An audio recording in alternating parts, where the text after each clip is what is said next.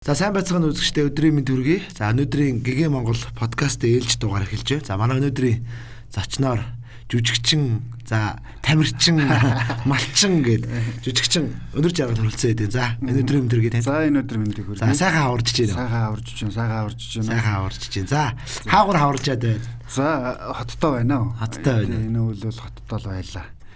Чи харин өдөөгээд үнэ. За явлаа өдөөгөө. Чиний ядлаа ер нь гүйцэтгэхгүй байна. Хоёулаа ярилцъя гэдэг чинь одоо. За яг хоёулаа бас чөлөөтэй ярилцъя гэж бодож байна. Ер нь энэ малчтын асуудал дээр бас өнгөрсөн үйл их хүнд үйл боллоо тийм ээ. За ялангуяа одоо таны нутаг Сүхбаатар аймагт бол маш хүнд үйл болсон, зуд болсон. Байгалийн одоо гамшиг, давгдшгүй хүчин зүйл боллоо. Тэгээ тэн дээр бол та бас нэлээд одоо нутаг орныхныгаа урайлж одоо явлаа шүү дээ. Зууданд бас нэлээд зүтгэсэн дээ. Тэр хэсгээс хоёул бас ярилцлага эхлэе гэж бодож байна. За тэгээ. За миний хувьд бол би Сүхбаатар аймгийн Онгон сум явгуул Сүхбаатар аймагта одоо төрж өссөн.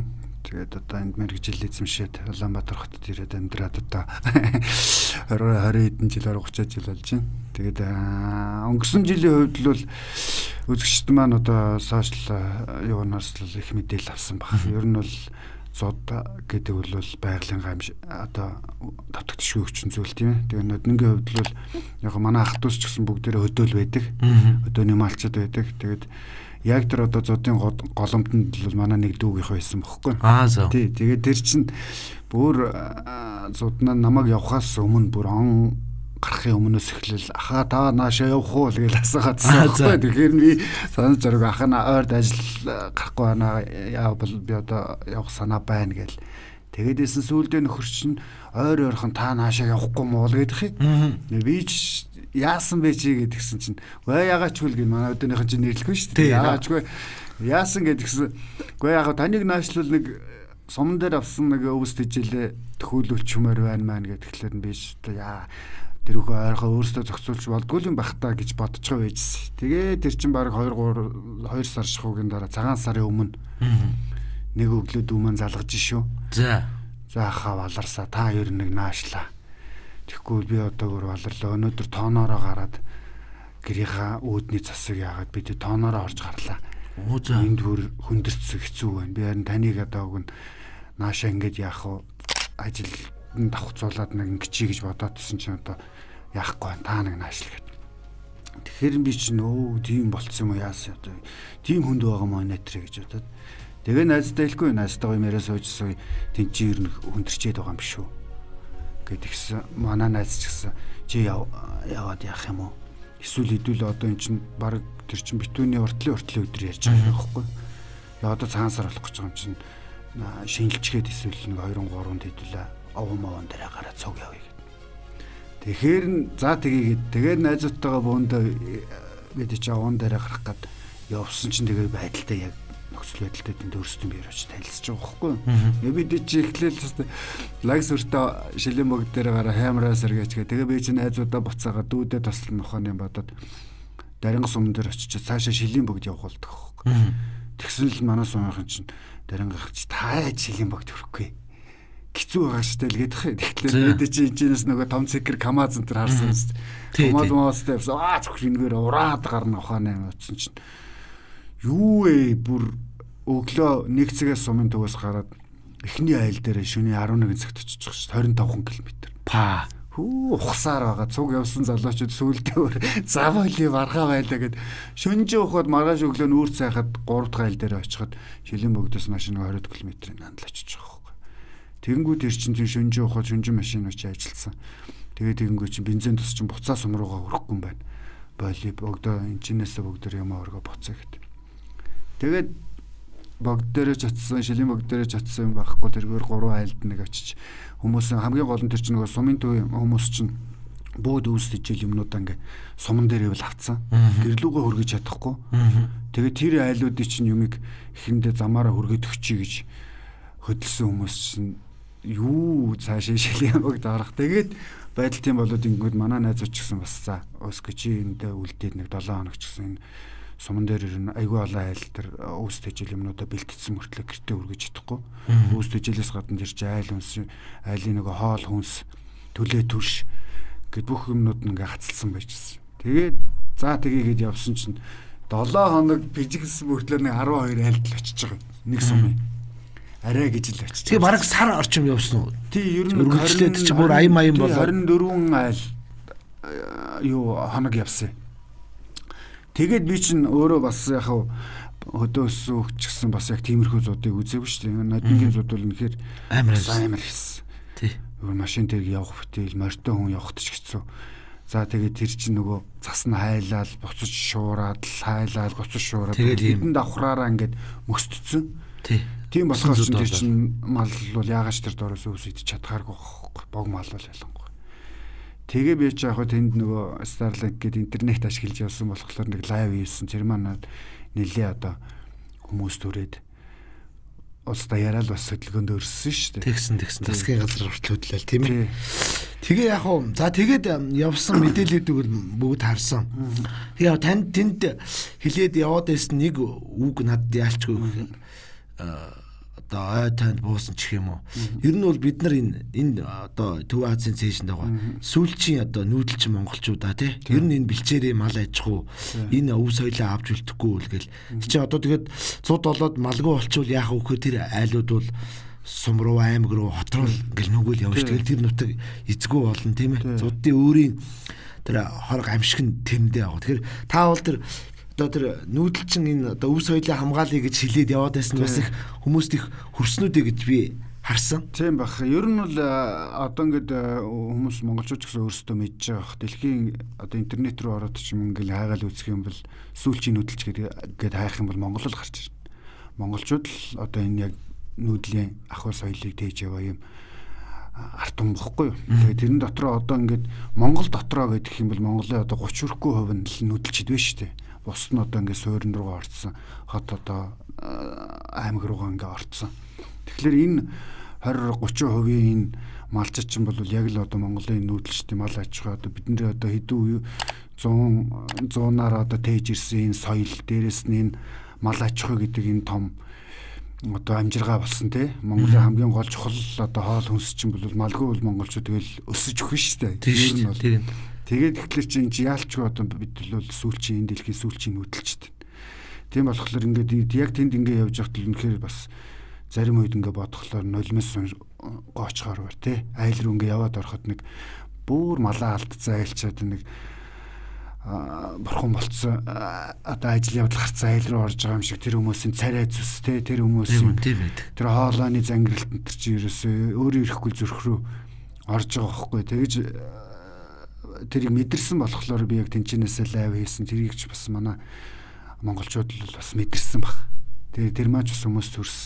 Нэг талаараа тийм хоёр талаараа бол одоо нүүдлийн соёл нүүдэлч ахуй гэд энэ ахуй бол малчд маань ч гэсэн өөрсдөө бас бодох маш их зүйл бас тэнд харагдсан байхгүй. Зөвхөн одоо ингээд бүх одоо энэ бэлчээрийн мал аж ахуй чинь одоо машин унаагаар мотоциклоор малаа хариулдаг болчих те бүх юм одоо нэгсэндээ тэр чин морь малаа хэрэглэхгүй тэмээгээ хэрэглэхгүй ингээд бүгд зөвхөн одоо мал үйлдвэрлэдэг ийм хүмүүс болцсон малаа эдэлдэг хүмүүс цөөхөн болцсон тэр маань ч гэсэн тэр зууданд л бол анзаарчихсан байхгүй. Жишээлх юм бол энэ 5 гушуу мал гэд бид нар ингээд 5 гушуу мал гэж бүгдээр мэддэг мөртлөө яг энэ адуугаа ч юм уу эдлэхээ багасч яг адуугаараа мориороо одоо малаа хариулхаа байчиж. За тэмээгүүл бүр хэрэглэхээ байчиж. Тэмээгүүл өсгөөд маханд л өгдөг болч тийм ээ. Гэтэл яг тэр зудан дунд тэмээтэй хоёр айлаар ороход л тэр зуднаас ерөөсөө асуудалгүй байхгүй юу? Араа өвс тэжээлээ татаад авчихжээ. Тэр 20-30 км төлөөл өвс тэжээлээ ингээл яваал татаал аваад ирж байна. Нэг айлын хэрэгцээнд төлөөл хүнсээ ээж татчих чинь өөрсдийнхөө төлөө төлшигч татчих чинь. За тэгэл ингээл явж байгаа чинь адууга бүх одоо шуурганаар бүх адууч одоо зүүн тишээ гарлаа шүү дээ нүднэ. Тэгэхэд адууга ингээд аваад үлдсэн цөөхөө хэдэн айл. Тэр айл бол богийн хорогод багтай байна. Яагаад гэдэнгүүт тэр битүү төөрөөтэй адуу гэдэг амтэн чинь тэр хөр засаг чинь завчаад доор нь өвс байгаад байгаа байхгүй. Тэр өвсийг гаргаад идчих чинь. Тэрний араас тэрэн дээр нормон дээр нь бог мал ороод идчих чинь. Үлдсэн дээр нь. Тэгээд их чинь тэр чинь малч гэсэн одоо нэг өвстэйгөө байгаад байна шүү дээ. Тэгэхээр энэ 5 гушуу мал чинь хоорондоо маш тийм уялдаа холбоо зохицолгоотой. За тэнцэнээс ингээ харахад л бидний үг дээцэл бол ямар их гоё том ийм те төгөлдөрчсөн энэ аж ахуйг ингэж үлдээсэн юм бэ. Бид өнөөдөр энийг ашиглаж чадж гин үү гэдэг л ийм том дүнлэл гарч ирж байгаа байхгүй. Тэгэл ингээ харахад л би бас сүүлдээ малччаач гэсэн бас ингээ ярьжсэн юунаас бол яагаад юм гингүүд ерөнхийдөө Орос айл болгоо надаас асуултгүй бүгдээрээ тухайн цагийн үеийн байдлыг л хэлж байгаа юм л тэ. Нэгдүгürt маш олон хоног шуурлаа тий. Ингээд завсаргүй явган шуураад л байлаа ингээд 50 53 4 хоног гэж байгаа ш. Бас дундаа нэг ганц хоёр онгоогоод тэгээд тэр хооронд ч малаа нэг зэксэлгээл ингэнгүүл ахаа шуураад идэг. За тэгэнгүүт дээрэс нь тухайн үед чинь одоо улс даяараа л бензин тос түлшний асуудал үүссэн байсан. Тэгсээ дизель биш тасраалтай усаар тий. Тэгэл тэр чинь 11 сарын ихээр 10 сарын сүүлээр бороо ороод бороон цас болоод тэр чигээрээ шуураад тэгэнгүүт нөгөө малаа алдсан хүмүүс чинь малныхаа хойноос ингэж яваал ингээл ерөөсөө намаржан дээрэл өвлж гатцсан байгаа хөөхгүй. Өвлжөөрөөгөө бууж чадаагүй ягаад гэвэл машин дээр бензинд нь бүгд зогсцсон. За тэмээ байхгүй.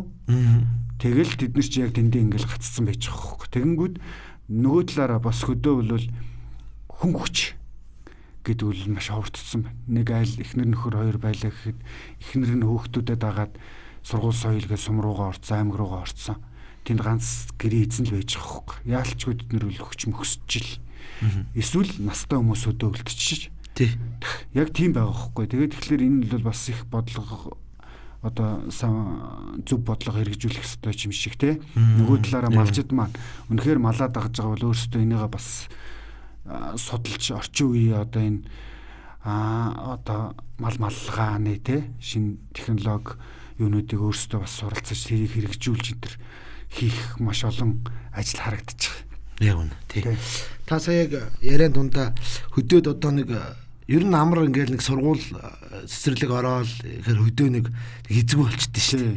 Тэгээ нэг гэр бүлийн нэг хоёр хүн те. Тэгэл залуу малччих ховор болцсон. Тэр нь залуу малчтын тухай би одоо асуух гээд байна л да. Ягаад гэвэл одоо жишээ нь Сүхбаатарын онгон дээр хоёул жишээ авч байл. Тэр үл хил хязгаар нутаг тийм ээ. Одоо Улаанбаатар хотоос 1000 орчим километрч байна уу. Тэгэхээр тэнд одоо ингээ одоо тэнд мал малж байгаа хүмүүс гэхэр нэг 70-аад оныхын юм уу 60-аад оныхын 80-аад оныхын л хамгийн тийм. Тэгээ 2000 оны юм залуучууд бол тэр мал дээр нь гарахгүй байгаа байхгүй. Тэр явандаа эн чинь урт хугацаанд ингээ 15 жилийн дараа 20 жилийн дараа 30 жилийн дараа энэ нөгөө монголчуудын тэр малчуудан бол тасрах юм эрсдэлтэй байгаа. Юм шиг харагдаад байгаа. Одоо шинэ хязгаар нутгуудыг харагч.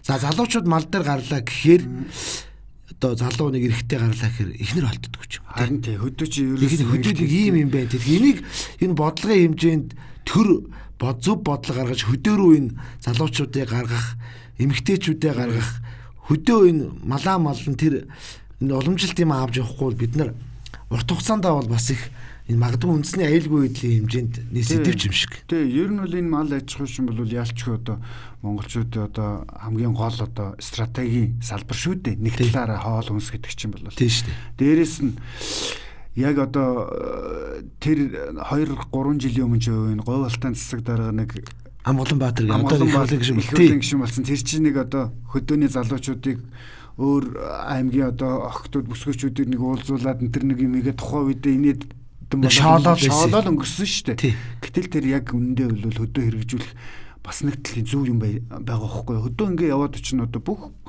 огт бүсгүүчүүд нь бүгд төврүүл орчиж хөдөө үлэл хэдий эрчүүд хөдөө одоо ихнэр олдохгүй шүү дээ. Хөдөө ганц бие эрчүүд маш олон байна. Тэд нар яг тэр маллаад одоо ингээд одоо нэгсэн даав ээж хаа тэр их одоо мал сүргийг хариулаад тэрэндээ ингээ байж байгаа юм уу. Нэг талаар нөгөө талаараа энийг бол одоо яаж ямаар энэ дээр бол би одоо хов өнгөхөөс илүүтэйгээр бас улс бодлого хэрэгжүүлмээр те энэ ч одоо нөгөө гендрийн асуудал үүсчихэд шүү дээ тэнд чинь. Тий. Эрчүүд нь өдөөнө байгаад байна. Хот руу бүсгүүчүүд нь ороод ирсэн байна. Тэгээд ажиллах хүч байна уугүй бол хотод байна. Гэхдээ яг үндэ бол хөдөөч гэсэн ажиллах хүч маш их хэрэгтэй байгаа хөөхгүй. Одоо энэ салбарыг бүгдээр яах юм яг саяны чиний хэлдгээр 20-30 жилийн дараа энд одоо малчин хийх хүн олдохгүй байх нь шүү. Тэгээд мал нь үнд хүрэхгүй болохоор бүр л одоо хин мал хариулаад байхыг бодох хэвээр. Тийм шүү дээ. Дээрээс нь малчид ч гэсэн өөрсдөө нөгөө малын тооны хойноос мянгат малчин гэдэг нэг юм ингээд улсаас шагнаад ахаар чинь тэр тооны хойноос яваад байна шүү дээ. Сая бид тэр зудны үеэр бол нэг юм айгүй гайхс. Тэр зуд болоод ингэж яхад нөгөө дарга нар чинь голоор нь очингуудаа тэр зудны хаагуур нь очиод тэр мянгат малчнаа тодруулаад мянгат малчин шагнал өгөөд те. Тэгэхэд тэр хүмүүс явхад ерөөсөө тэр зуд болж ийн гэсэн мэдээлэл улс таяар байхгүй. Тэгтэл 7 хоногийн дараа цагаан сарын дараа явхад тэр байдал ямар байгааг би тэгээ гайхсан байхгүй. Эднэр яг юу хийгээд байна гэх те. Энэ юм ингээ бодит ингээд ийм юм дундуур очиод шагнал гардуулаад өгөө болж байгаа мөртөө яг энэ хүмүүсийн асуудлыг хөндөд ийм аюу өрнүүлээд энэ ч улс таяар хөдөлж болоогүй юм бэ гэдэг. Тий, тэгээд ингүү чинь одоо ингээд одоо тэр ах トゥ 3 хүн ингээд гуруула мянгат малчин болцсон. Тэгээ ойрхон нэг ингээд ингэсэн. Тэгээ 3 мянган хон тийм үү. Тэгээ нийтдээ 4-5 мянган малтай ах トゥ нар чинь хоорондоо сүулдэ бэлчээрээ болоцолдоод манай танаа болоод нөгөө төрсөн ах トゥ чинь тийм байдал төртлөө тэр нэгсэндээ мал нь өссөн биш үү. Тэнгүү тэр чинь мэдээж бэлчээрийн дутагдал гарч ирчих. Тэгээ яг тэр зуднаар очиход мал нь ингээд дууссан 200-300 хон хань ямаатай үлдсэн нөхдүүд бүр ингээд сарайн сонирн болцсон. Тэгээд нэг би чинь нэг айл руу орно тийм бүрцгэр царайтай хүмүүстэй чи яаж нэг аргыг нь олж нэг яриа өрнүүлэх гэдэг юм бодож байгаа шүү дээ. Тэгээ нэг хоол унд хоол цай болоод за өрөөний нуугаад явах нэг ганц юм гаргаж ирээд нөгөө хүмүүсээ чинь сэтгэл санааг засаад тэгээд нэг яриа өрнүүлж байгаа. Тэгээд тэгэнгүүт тэр хүмүүс одоо ойлгож байгаа хөөхгүй бид нэрээ үнэхээр бас нөгөө мал өсөөд ингээл хүнчин боломжтой болоод ирэхлээр ямар муухай эвдэрдэм бэ тий. Бид нэр яг үндэ ах トゥ ус бид гуруулаа одоо нэг гэрт ингээд орцсон тий. Нэг ингээд хотондоо буцаа цуглчихсан. Нөгөө олон мал нь дууссан зууданд. Тэгээд ингэх чинь бид нэр тэнэг үйж энэ олон малаар яах гэж байгаа. Тэгээд мэдсэн бол энэ ч одоо 2 сарын өмнө махан төгтсөн бол бид нар ашигтай гарах нь байж. Одоо ингээд юу ч хүн ингээд үлдсэн гэж царай сонирн болцсон өөрсдөө ингээд ухамсарлаа байж байгаа хөөхгүй. Тэнд ингээд харангууд тэр олон малдаа биш малынхаа чанарыг сайжруулах одоо нэг юм заавал хийх хэрэгтэй юм шиг санагдсан бохгүй юу? Тэнд 1000 малтай байснаас 500 төлөх малтай байгаад тийм үү? Тэр малаа яг ингээд малынхаа чанарыг сайжруулад тэр малаас гарах үр шим нь 1000 малаас гарч байгаа үр шимтэйгээ тэнцэх хэмжээний юмыг бас боловсруулах хэрэгтэй байгаа хөөхгүй. Тэгэж бодоод би чинь бас зодны дараа ирээд за тий одоо хоёул яг зодны дараа ирэнгүүтээ за би чинь тэр зоднаас чинь хүмүүс маш их тусламж өргөсөө. Гэхдээ би нөгөө сошиалор нэг данс тавиал ингээд бүр ингэсэн бол нэлээд л том юм болох байсан баг тий баг. Надад тэгээд их сонирхол байгаагүй зүгээр хамгийн гол юм нь ойр дотны найзууд туслах гэсэн найзуудаас тусламж аваа тэдний тусламжийг бас хүргээд за тэгээд тэр нөгөө суман дээрээ бэлтгэсэн байгаа юмыг тэр айлууд нь өөрсдийнх нь хотонд нь хүргэж их ажлыг голлож хийж явсан байхгүй. Зөв. Тэгж явсан. Тэгээд тэгэхэд чинь нөгөө хивэг ингээ айлуудад өгөөдсэн. Дараа нь эренгүүдээ ингээд хивгний талаар би чинь энэ өдөө аж ахуйн докторуудтай чинь энэ одоо Mindtech гэдэг одоо энэ малын одоо хүчит хичээл үйлдвэрлэдэг байгаа энэ бас манай нутгийн ах байгаа хөөхгүй. Тэгээ би чинь эренгүүдээ эднэртэй уулзаад ингээд ингэсэн чинь яг энэний чинь одоо мөнийг нь олж байгаа хөөхгүй. За хивэг ямар ач тустай. За таны хийж байгаа энэ хүчит хичээл гэдэг энэ юугаараа ялгаатай. Тэгээд докторудаас жинжи юм одоо жишээлх юм бол Япон гэд ямар жижиг газар нутагтаа орон билээ. Гэтэл хамгийн их мах экспортлдог улс байх жишээний. Тэ? Хамгийн чанартай махыг тэнд хийдэг байх жишээний. Гэхдээ энэ газар нутаг багтаа мөртлөө яаж ингэж ингэнгүүд яг л одоо энэ одоо малд өгж байгаа хүчит хичээл тэ энэ эрдэс уургаар баяжуулсан, энергиээр баяжуулсан энэ хичээл хамгийн чухал байгаа байхгүй юу? Тийм ээ. Би одоо асуултсан. Тэгээ та ирээд одоо өнгөрсөн өвөл та би реклам юм харсан. Өвөл гэдэг юм хичээл гаргаад тий. Энэ хүчит хичээл үү? Хүчит хичээл. Одоо нөө малын ашиг шимийг нэмэгдүүл. Тий, ашиг шимийг. За одоо бол ингээд цуд боллоо. Та өөрөө ингээд явж үзлээ. Хамт туулалцлаа тий. За тэгэхээр арай ямиг өөрөөр харж штэ. Ягаад гэвэл хүн ямиг ингээд бие махбодоор мэдрээд ингээд үдцсэн хүн бол арай нэг ямиг өөрөөр харж, арай өөрөөр бодож, арай өөрөөр сэтгэнэ. Тэгээд энэ тижээд гаргасан юм байна гэж харс. Тэгээд энэ дээр одоо яг ямар өөрчлөлтүүд мал аж ахуй дээр шинэ гарах юм бэ? Яг ер нь бол сүүлийн үед одоо та бүхнээс яриандаа ярьж байна.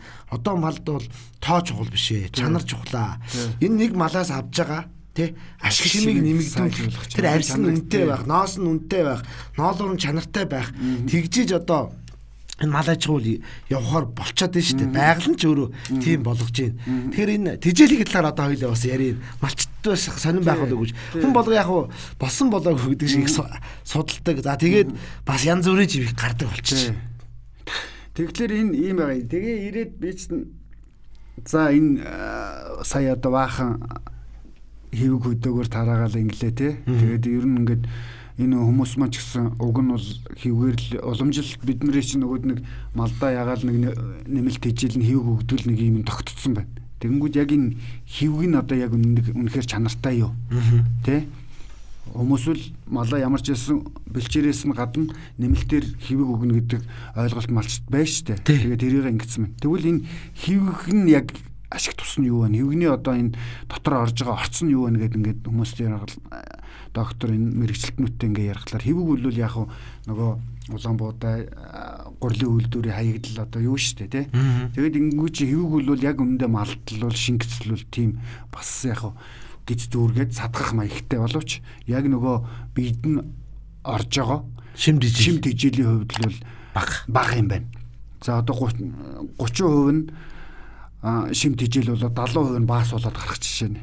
Гэтэл энэ эрдэмтэн энэ мэрэгчлэнүүдийн судлаад энэ японочууд тэр манай Бимба доктор бол Японд одоо 12 жил яг энэ малын тэжээл Японы өнтер мал малж байгаа одоо айхтар үнэтэй махнуудыг энэ төр судлаад яг тэднэртэй хамтарч ажиллаж байгаа ийм доктор хүн байгаа хгүй. Тэр үнэтэй ингээ ярингууд манайхаа одоо харин яг энэ дээрээ л ажиллах хэрэгтэй.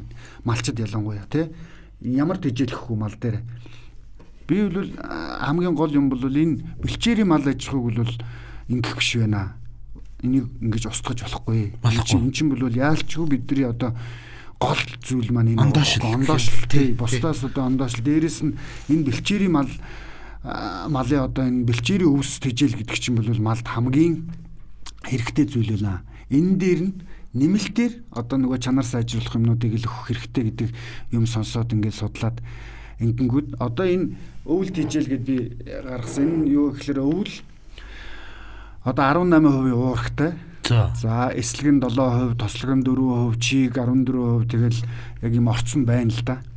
Тэгэд энэгээ чинь нэмэлтээр ингээд өгөөд янгууд энэ л бол 70% нь шим тэжээл болж бидээ шингээд 30% нь баас болж байгаа хөөхгүй юу. Нэгдүгээрт, хоёрдугаарт малч нөгөө өвс эдэнгүүдээ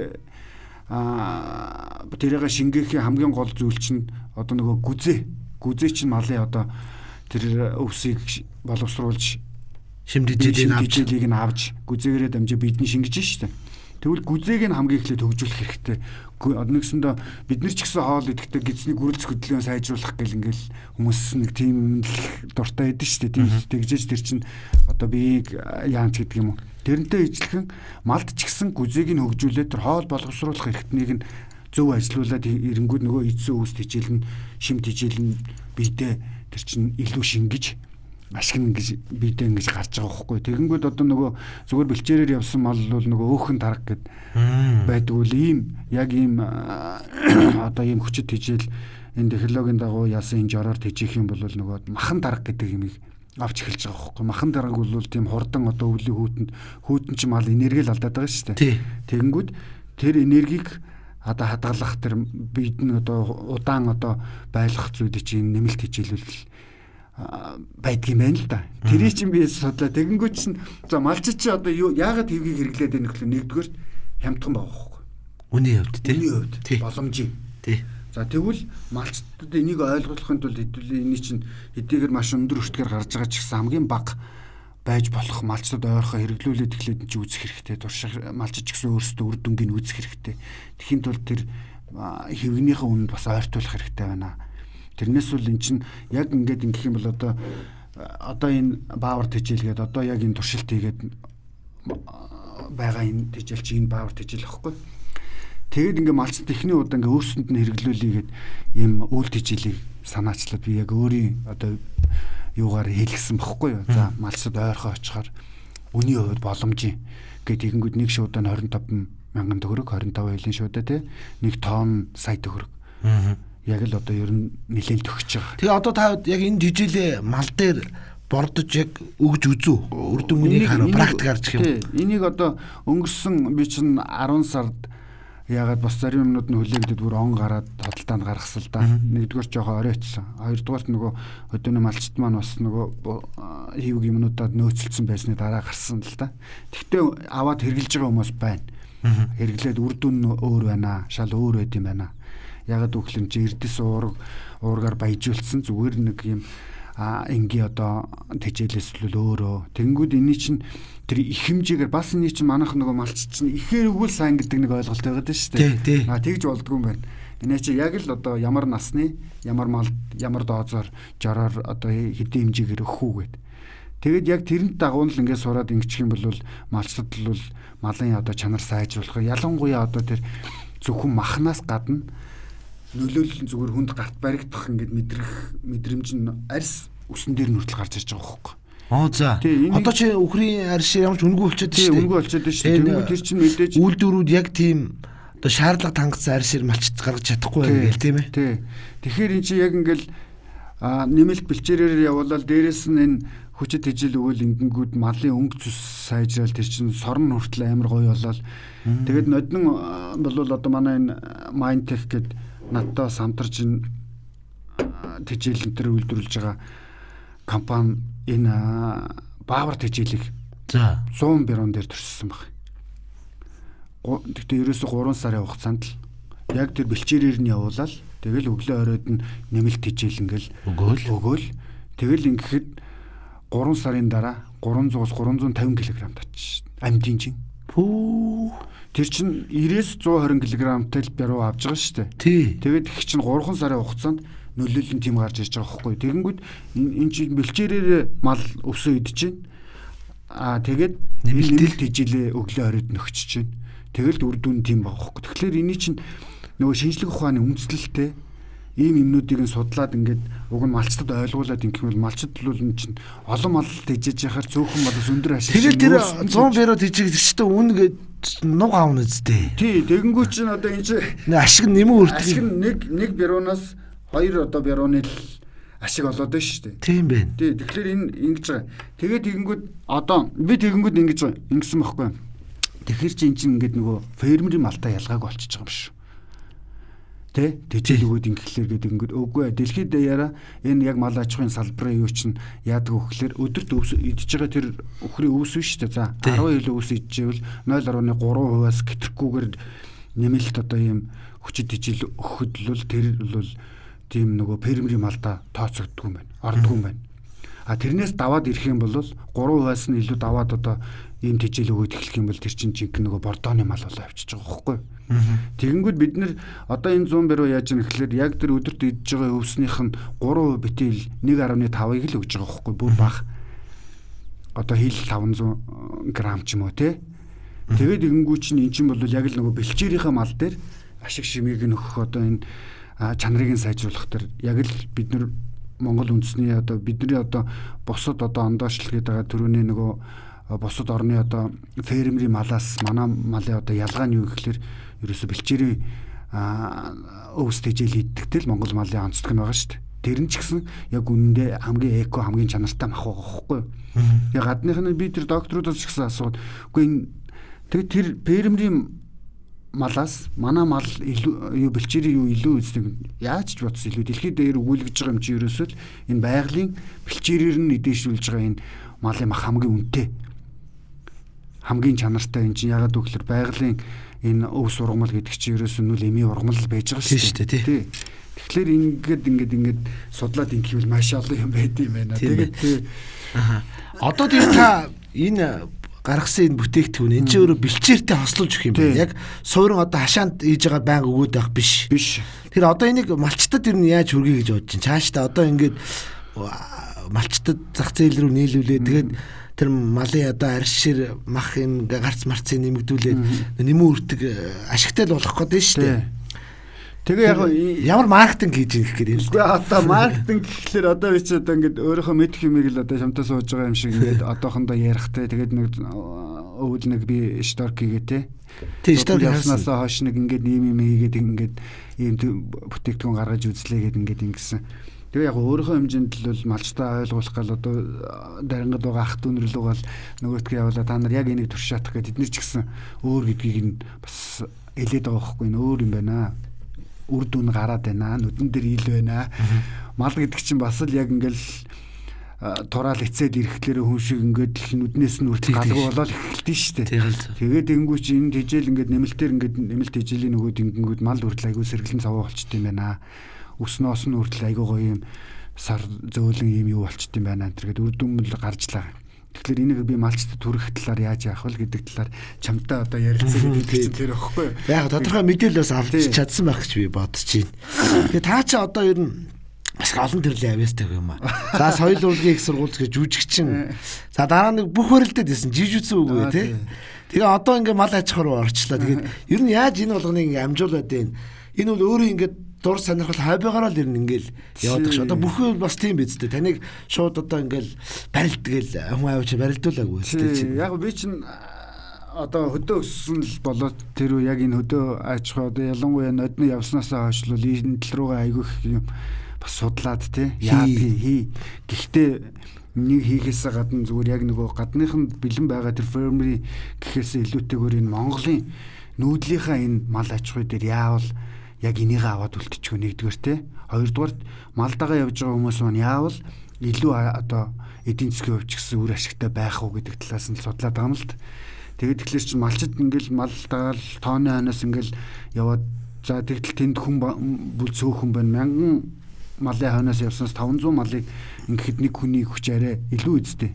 За тэгвэл тэр 500 мал дээр яавал одоо ийм тэжээл байгаад энийгээ зөв ингээд яг жорын дагуу зөв өгөөд ингээл үр дүн гарч байгаа нотлогдоод батлагдсан байгаа юмыг малчтаа ойлгуулчих юм бол малч чинь энийг хийж чадхал хүмүүс шүү дээ тийм биз дээ өөрсдийнхөө гол юмыг өөрсдөө л хөгжүүлнэ энэ чинээс хотоос хүмүүс очиж заагаадах нь сонирн биз дээ тийм болохоор өөрсдөө тэр уламжлалт юмаа мэдж байгаа учраас тэрэн дээр энэ шинэ технологи шинжлэх ухааны олдуудыг өөрсдөө нэвтрүүлэх нь л чухал байгаа байхгүй та нэг юм анзаарсан зөвөр ер нь манай малчид нэг ийм байдаг та яг шүүмжлэлтэй талаас ярих юм бол ямыг манай малчтад шүү үнэгүй авах гэдэг.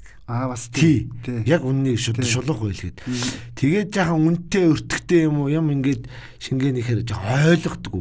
Тэг энийг ер нь манай энэ улс төрийн тийм болгоо хийсэн шүү тий. Ер нь яг тийм. Одоо ингээ хөдөө ингээл явж байхад ер нь бүгд л хөдөөний малчд ингээ бүгд нөгөө халамж гэдэг юм бэлэнчлэх гэдэг юм чинь бүр юу болчиход байна шүү дээ. Ямар сандалд ингээл анзаараад хахад за эднийх намайг баг халам юунаас нөгөө юу лээ талооноос юунаас гассан эдрийг сонгохгүй эдрийг сонгож гэж яах шиг нам яриад тэр жижигхэн суманд хидэх хуваагдал ах дүүсээрээ хуваагдал эн чинь бидний хамгийн том алдаа байгаа хөөхгүй. Эн чинь өөрсдөө хөгжүүл бид нар чи амьдрах хэрэгтэй байна. Бүх юмыг улсаас харна, бүх юм улсаас ингэнэ гэж байхгүй шүү дээ. Гэтэл ноднгийн жишээн дээр ингээ харахад тэр улс нь ямар байгааг харж л байгаа зү. Бүх юм өөрсөн дээр нь бууж бууцал байгаа зү. Тэгээ малчтай л бууж шин. Тэгээд ихлээр чинь малчид чи өөрсдөө хэрсүү байх хэрэгтэй байна. Өөрсдөө яавал хөгжүүлэх вэ гэдэг энэ талыг бас бодох хэрэгтэй байна. Тэгээд шинжлэх ухаан энэ батлагдсан юмнуудыг үл өөрсдөө нэвтрүүлж туршиж үзэх хэрэгтэй байна тий. Тэгэхээр эн чинь би бол энийг л таниулах гээд үзээд байгаа юм. Тэрнээс бол би энийг гаргаад би ашиг тусалаад тий. Ингээд би энийг бачих гээд байгаа юм энд юусоо байхгүй байхгүй юу. Ягаад гэвэл одоо ингээд анзаараад байхад бид нар аялал жуулчлалын салбарт ч гэлээ гисэн. Монголд яагаад хүмүүс аялах гэж ирдэг? Тэнд далайн ирэг дээр амар хөгжсөн бүх юм ингэсэн лаглаг юмнууд байна шүү дээ. Энэ Монголын тал нутагт яах гэж ирдэг гэхэлэр энэ нөгөө 30% үлдсэн малч аахгүй. Энэ нүүдлийн соёл гэдэг чинь гадныханд аягүй сонирн байгаад байгаа хөөхгүй. Жиг нөгөө минималист амьдрал гэдэг чинь энд байгаад байна шүү дээ. Тэгээд ирж байгаа хүмүүс хөдөө айлд очих аягүй сонирхолтой. Хөдөөний ингээд яг тэр ингээд яг л байглаараа ингээ байгаа малаад агаад амьдарч байгаа тий. Морио унаад тэмээгээ яагаад ингэж байгаа энэ хүмүүсээ чи хараад хүмүүс хөдөөнийхэн чинь гадныхын чинь сонирхоод байгаа хөөхгүй. Энийг чинь авч үлдэх хүмүүс чинь малчд л болохоос биш өөр хүмүүс биш шүү дээ. Тэгэхээр малчид чинь ашиггүй юм дээр тэнд ингээл бас нэрэ байгаа л амьдраад байна гэдэг чинь бас утгагүй үстэй. Энд чинь мал хариулахынхаа мал дагахынхаа хэрээр бас үр шим ашиг нь очих хэрэгтэй багс. Тэгэхээр энийг чинь ойлгоод бид нөр өнөөдөр л одоо ингээд малчид залуу малчид ялангуяа одоо энийг чинь туршаад хийгээд харилцаа холбоо үүсгээд те өөрсдийнхөө энэ Монгол бэлчээр мах гэдэг чинь хамгийн том одоо брэнд биш шүү дээ. Энийгээ ч гэсэн бид нэр зөв одоо энэ тэжээл зөвхөн одоо тэр малын жинг яах гэдэг юм биш эрүүлжүүлэх. Дутагдaltaй эрдэс бодисууч нь л энэ дотор байгаа хгүй. Одоо уураг гэдэг юм чинь өвснөөсөө авж जैन өөр одоо юунаас авч байгаа эрдэс гэдэг зүйл чинь дотор нь бас шингээсэн байна. Тэгэхээр малд нөгөө одоо энэ жишээлх юм бол баавар тэжээл гэдэг энэ бүсээр нь гаргаж байгаа байхгүй юу? Одоо энэ талын бүс хангаан тэжээлийг талын бүс рүү биш хангаан тэжээлийг яг тэр нөгөө газрынхан судалцсан өвс сургамлын судалцсан учраас тэрэнд нь дутагдaltaй эрдэсийг нь хангаан бүс рүү яг нөхөж хийж байгаа байхгүй юу? За хээрийн бүс рүү яг хээрийн тэр өвс сургамлд нь байхгүй. Гэхдээ малд хэрэгтэй эрдэс тэ уураг тэр юмнуудын шингээс юм говь тал хангаа гэсэн юм 3 янзын юу байгаа байхгүй юу?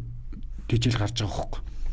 Тэгэхээр яг энэ нөгөө судлаад шинжлэх ухааны талаас нь судлаад энэ доктор за манай энэ хээрийн бүслэл ийм дутагдaltaй. Ийм эрдэсүүд нь дутагдaltaй. За хангаа бол ийм уураг эрдсэн дутагдaltaй гэж яг тэрэнд нь зориулж ингэж гаргаж байгаа байхгүй. Тэгэхээр эн чинь бол яг л одоо судлаад ингэсэн тийм худлаа юм биш байгаа байхгүй юу. Тэгээд энэ үр дүн однин одоо тэр 100 бэрөө тэжээгээд ингээд яасан туршлага би саяхан бас өөрийнхөө сошиалаар бимба доктортой хорлоо гэдэг яг 100 бэрөөг тэжээсэн ах энтертэй цуг ингээд бас рилигээл тавиалаа. Тэрнээс хүмүүс ойлгож байгаа. Тэгэхээр одоо ингмээр байна те.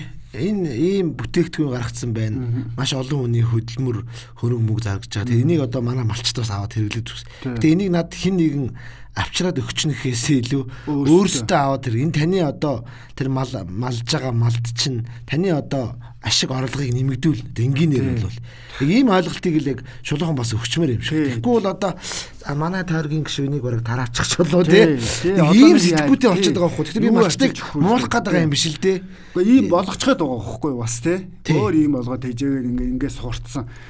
Тэгээд нөгөө тэрнийхээ хүчээр бас санал итгэлийн хүлээж байгаа хүмүүс олон байна шүү дээ зааварч тий. Яг за мэдээж овсгоотой хүмүүс бас байна тий. Лаглаг малчт байна шүү дээ. Гэс шинэ одоо энэ инновац ноу хау гэс аваад ингээд нэвтрүүлээд ашиг шимийг хүртээд ингээд зөв явж байгаа тийм хүмүүс байна. Тийм малчтыг сайхан амьдэрж шүү дээ. Тэгээ одоо нэг ингэж үзэх гээд байгаа юм. Би бас энэ үзэж байгаа хүмүүс ч гэсэн санал тавих гээд байгаа байхгүй юу. Тэр нь юу гэхээр за 100 бэрөө 103 сар л тэжээгээд үр дүнгийн үзээд энэ тэжээлийг аваад одоо жишээлх юм бол 100 бэрөө тэжээгэд юу хэдэн төгрөгийн тэжээл авах хэрэгтэй. За ингэж нэг бэрон дээр 1 бэрон дээр 103 сард бэлчээрээр нь явуулаад тэгээд энэ тэжээлийг баавар тэжээлийг нэмэлтээр өгөхөд 3 сарын хугацаанд нэг бэрон дээр 162 мянган төгрөгөл гарч байна. За 162 мянга. Тэгэнгүүт одоо нөгөө 120 90-с 120 хэлтэй бэрոնууд чинь 300 хэл 300 доод нь 300 тэгээ 350 татлаа гэхэд сая төгрөгийн ашиг малаас гаргаж авч байгаа байхгүй юу нөгөө махнаас ч. Үр дүн тэгж гарч. Юун дээр хонь дээр гэдэг юм бол 3 сарын хугацаанд 16200 хонь дээр. За хүр дээр 162 мянга гэдэг юм уу. Яг ингээд ийм нодингийн одоо тэр туршилтынх нь яг юунд тэгж гарч байгаа байхгүй. Тэгэхээр энийг зүгээр энэ зуны турш, зуны энэ дэлгэр цагт өөрсдөө энийг туршаад өөрсдөө тэр бэрөөгөө хөдөлж аваад манахаас тэжээл болоод тэжээлийнхээ арга зүйг зааварчилгаагаа аваад тэгээд сар болгоо очиод жинлээд тэгтээ хамгийн гол юм чинь тэжээл өгөхөөс гадна услгаа гэж юм биш үү тий ямар услгаанд яаж яах вэ гэдэг яг энэнийхээ тэжээг арга зүй юмыг сураад ингэчих юм бол үр дүн ашиг нь нүдэн дээр зүгээр 103 сар л хийгээл тэгээд 9 сарын сүүл 10 сард буцаагаад тэнцгийн эргэлтэнд оруулаад тэрийг буцаал арилжаал үр дүнгийн л үзчих хэрэгтэй байхгүй юу? Батлагдсан юм болохоор би ингэж яриад байгаа байхгүй юу? Нодон туршаад үзсэн. Тийм байна байхгүй юу? Тийм байна. Тэгээд тэгэхээр чин 100 бэрөө гэд тэжээлэг гэх чи яах юм бэ? Нэг бэрон дээр 162 мянга гэд тэглэх чин 100 бэрөө чин сая 16 сая юу? Тий 16 саяар 100 бэрөө тэжээ чин. Тэгээ буцаад тэрний чин 100 бэрөөнд чи олны олон гэдэг чи ашиг тусан бусаад ороод ир шин. Тийм юм одоо бас санал болгож байгаа юм. Одоо Улаанбаатар магадгүй юунд хөрөнгө оруулахаа мэдгүй хүмүүс байж байгаа шүү дээ. Тодорхой хэмжээний мөнгө байгаа. Гэхдээ тэрийг арвижуулчмаар байна. Тэгвэл энэ зуны 3 сар манахаас энэ тэжээл юмнуудаа зааварчилгаа манай хүмүүсээс аваад тэгээд яг өөрсдөө тэрэн дээр ажиллаад үз. Зуны 3 сар мал тэжээгээд үз. Тэгээд намар 9 сар 10 сар ихээр ч юм уу тэрийг буцаагаад махлаад одоо зараад үз. Нөгөө таны оруулсан хөрөнгийг үл би нэг даблдах ашигтай бизнес яриад байгаа байхгүй юу? Тий. Одоо манайхан ч яг бас нэг ийм ойлголттой байдсан шүү дээ. одоо сайхан 100 болоод энэ ногоо цагаа дэлгэрээд ороход мал тижээлэр яадэ гэдэг нэг ийм ойлголт байгаад. Тэгэхээр одоо энийг эвдмээр юм байл. Тий, энийг л болчих хэрэгтэй байхгүй. Малаа нөгөө дагаад ингэх биш. Чи байгалаасаа авчна гэдэг байгаа байхгүй. Үгүй юм байл л дээ тий. Үгүй энэ дээр чинь эн чинь их хэмжээгээр биш шүү дээ. Өглөө оройд нь багаар л өгöd. Тэр чинь нөгөө гидснийх нь л гүрэлцгөдлөө гүзээг нь л одоо сархиныг малын сархиныг гэдэг гүзээ сархиныг нь л сайжруулад нэгсэндээ хоолны шингэцийг нь л тэр нөгөө өвснөөсөө аваад байгаа шингэцийг л биедээ оруулах шимийг нь л энэ тэжээлэр өгöd ин л гэсэн үг байхгүй юу? Одоо уран бүтээлч хүн уран бүтээлийнхээ хажуугаар би бас зөв зүйлийг энэ Монголд нэг зөв зүйлийг л түгээдэг л бай л та. Тийм биз дээ бүгдээрээ. Дандаа л нэг ашиг тус, дандаа л нэг ашиг онжоо хайж явдаг тийм байдал одоо бид нар болох хэрэгтэй байхгүй юу? Тэр дөрөнгөл энэ олныг сайхан итгэл хүндэтгэл байна тий. Хаанч явсан өөскөө гэл хараад ингэж би хаанч алцахгүй байхгүй юу? Тэгэхээр бусдаагаа олуулаа бүгдээр ийм гоё юмыг туршид нэвтрүүлээд энэ үндэснийхээ энэ тий уламжилт юм гэдэг чинь бид нар хэдэн зуун дамжаад ирсэн нүүдлийн мал аж ахуй дээрэс нь энэ зүйл дээр бид нар яавал бас улмал сайжруулж л өөр ойштой үлдэх болохоос ш тэрийг ингээд л нөгөө ингээд идэг энэ юм ал одоо болох хэрэгтэй. Өөрсдөө бас энийгээ боловсруулад өөрсдөө энэ дээр хүч аяад тийм учраас би малчтайгаа л их ойрхон баймаар байна. Та нар бас энэ зүйлийг туршаад үз, туршицсан байгаа юмыг өөрсдийнхээ амьдрал дээр хэрэгжүүлээд үз. Тэгээ ашиг тусна гарна. Тэгэд эн чинь хамгийн гол зүйл нь одоо энэ тэр айхтар хөгжсөн Япон айхтар үнтэй яг хөгжим сонсгодог вино болгодог махцах гэдэг нь шүү дээ. Тэрэн дээр чинь манай энэ тэд нар чинь тэр өхөр тэр малаас гарч байгаа юу чинь манайх шиг ийм байгалийн эми ургамал идэ явж байгаа нэгч мал байхгүй байгаа шин.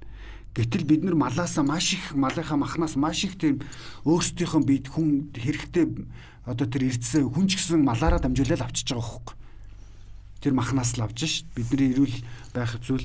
Тэгэнгүүч нь одоо ингээл аль нь мэддэхгүй аваачиж вакцин хийгээд л ийм сайнч тийм юм сайнч гэх вакцин шахаад байгаас илүүтэйгээр энэ малынхаа идж байгаа идшээр нь малаа эрүүл байлгах боломж хүртэл тэр Японууд тэгж л хийж ш. Идж байгаа юмар нь малаа эрүүл байлгаад байгаа хөөхгүй. Энд чинь дутагдaltaй эрдсийн дутагдалд орсноос тэр мал өвдөж байгаа үсттэй. Гэтэл энэ дутагдaltaй эрдсийг нь малдаа өгödөх чинь тэр чинь мал чи эрүүл байна үсттэй.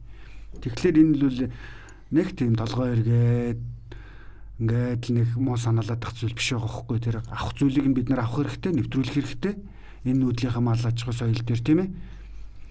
Тэгж боддог доо. За ингээд битээр ярилцах цаг өндөрлж байна. Та гоё нөө цэндийн чимд дөрж байгаа малчин шүлгийг нэг дуудах уу? За малчин шүлгийг бүтэн мэдхгүй. За ингээд битээр ярилцах цаг энэ төрөд өндөрлж байна. 40 орчим минут хоёлаа ярилцлаа. Тэгээ таны одоо бас цааш тий уран бүтээл, за энэ мал аж ахуйтай энэ Монголын ондоошлыг малчтыг одоо хайрлж хамгаалах бас одоо энэ мал аж ахуйг үр ашигтай болох тал дээр хийж байгаа шинэ ажилтнаас амжилт зүйлээ цаг зав гаргаж иж бидэнд ярилцсан танд бас маш их баярлалаа. За баярлалаа. Тэгээд дөржидүүдэд ч гэсэн ажлын өндөр амжилт хүсье. Бас хамгийн их малчтайгаа ойрхон нүүдлийн одоо энэ ахуй соёлтойгоо ойрхон байдаг сэтгүүлчлүүд би чамаа гэж боддог. Тэгээд миний хувьд ч гэсэн бас яг энэ үндэснийхээ юмыг гоё өөрсдөө ингэж улам хөгжүүлж те.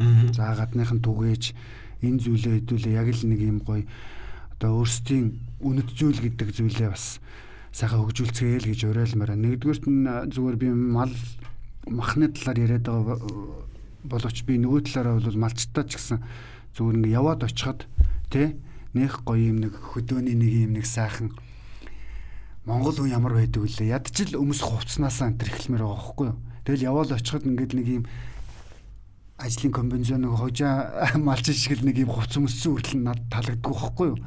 Тэг ингээл яваал очиход гоё Монгол дээлтэй тэр Монгол юмаа өмссөн тэр хүмүүс чинь харваас Монгол харагдаад байна шүү дээ. Өө эн чинь тэгэхэд зарим хүмүүс чинь болохоор яг нэг ингээд нэг юм нэг хятад ажилчин шиг ажлын хувц өмссөн юм шиг те. Энэ бүх зүйлээс л бид нар бодох хэрэгтэй. Ер нь бол бүх зүйлээ л өөрсдөө тэрийг өмснөөр Монгол дээл хувцас өмснөөрөө бид нар муучихгүй шүү дээ. Тэр чинь хэдэн жилээрээ бас туршигдаад ирсэн ахуй соёл өмсгөл зүүсгэл байна те. Тэр юмаа хэрэглэснээ бурууч гэж байхгүй. Би энэ тал дээр ч гэсэн би малчтай уриалмаар байдаг хөхгүй. Бүхэл зүйлээ яг л монголоор л үнэхээр малчин юм бол те. Үнэхээр тийм монгол хүн л юм бол тэр юмаа монголоор хэрэглээс сурчих. Тэрэн дээр хэдүүлээ шинжлэх ухааны үндэслэлтэй ололт амжилтуудаа шингээе те. Дээрээс нь тэр гоё имиж Монгол тэр нүүдэлчдийн имиж гэдэг чинь өмсөж байгаа хувц сэргэлж байгаа зүйлсээр л харагдана шүү дээ, тийм ээ. Тийм учраас бүхэл зүйлээ бүгдээр айлуулах гоё өөрсөндөө ойртуулъя. Тэндээс холдоод л бид нар яах юм тийм ээ. Тэр дөрөнгө суурь иргэншлийн Улаанбаатар хотод орж ирээ бид нар ямар ч брендийн хувцас өмсөө яаж болно шүү. Тэр өдөө агаар салхинда тэр юундаа бол би бүхэл юм гоё монголоор нь байлгаасаа л гэж боддог. Тэгээс нь баярлалаа. За баярлалаа. За үзэгчдээ ГГ Монгол подкастын өнөөдрийн зочноор жүжигчин Арсланбаатарын өнөр жаргал байлаа. За бид бас яг мал аж ахуйн талаар бас дэлгэрэнгүй та бүхэнтэй ярилцлаа.